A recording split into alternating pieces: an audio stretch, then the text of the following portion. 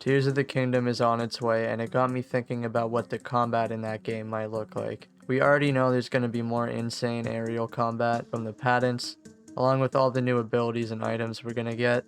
So I picked out 10 glitches that I think are going to carry over and would be really useful to learn. Now I know everything is subject to change, that's why in this list you won't find any tricks or glitches involving runes or abilities, or things like that. But anyway, let's get into the video.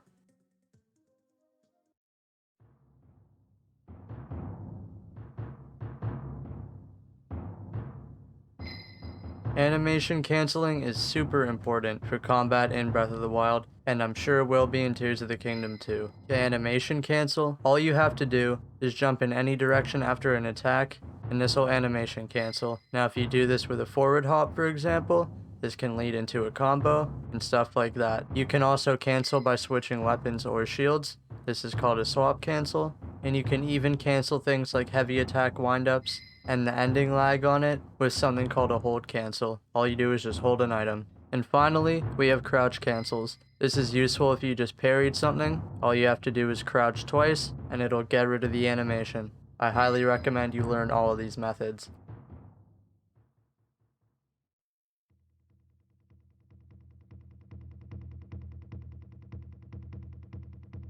Glider slam canceling is a simple trick you can do by pulling glider right before you land during a slam attack, and then hit the slam attack button right after you pull glider. If you do this correctly, all the velocity you should have built up from falling should still be retained when you land, even though you took no fall damage.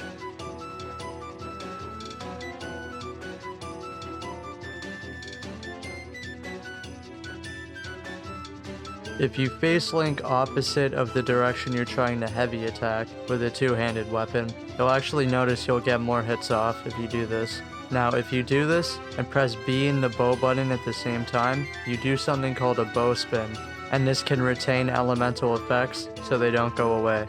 I feel like this is something that could get patched though.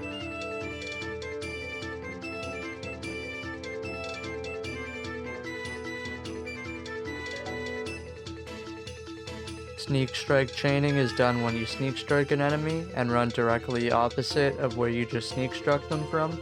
The enemy should turn around and look at where you just attacked them from, and this should open them up for another sneak strike. This might be patched if they've improved enemy AI, but if they haven't, it's super useful.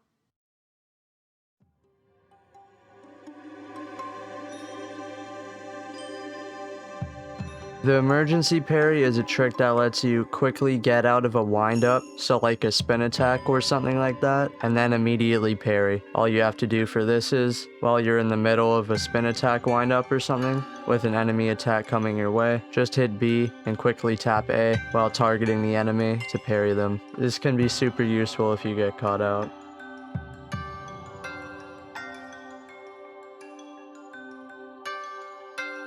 Draw canceling is a trick that can be done to quickly shield block or parry something. To do it, just have your bow out, press Y or R to pull your weapon out, and then optionally you can jump, preferably backwards. This is one of few ways to get Link in a shielding animation while jumping backwards, as this doesn't normally happen when you backflip with your weapon drawn. This is useful for creating flashy combos, and can even save your life sometimes.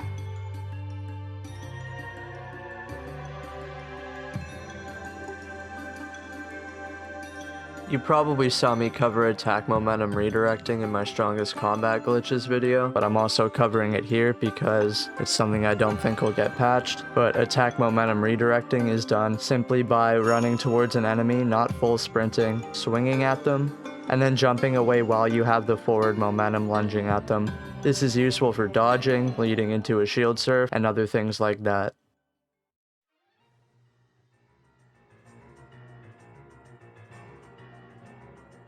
Arrow strike rushing is a cool trick you can do by activating flurry rush while you shoot an enemy. All you have to do is shoot an arrow, pull out your weapon with Y, and then side hop a flurry rushable attack all in one quick succession. If you do this quickly, it can set up a pretty nice combo, and you can get some nice elemental effects with this.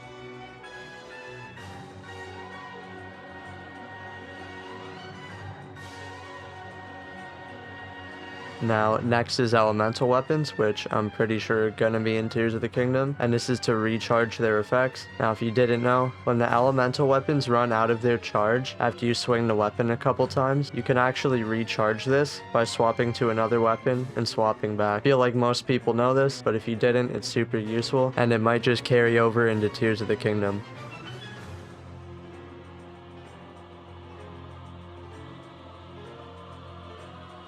Now the final trick on the list is going to be the targetless parry, except you don't need to click B or target. All you have to do is, when you're in a windup, like a spin attack, wait till an enemy goes to attack you, and then quickly release Y and press A. If you do this correctly, you should parry, but it has to be done really quickly. This works because we're using the auto turnaround that Link has to parry the incoming enemy's attack. If this auto turnaround is gone in Tears of the Kingdom, it won't work, but I doubt it will be.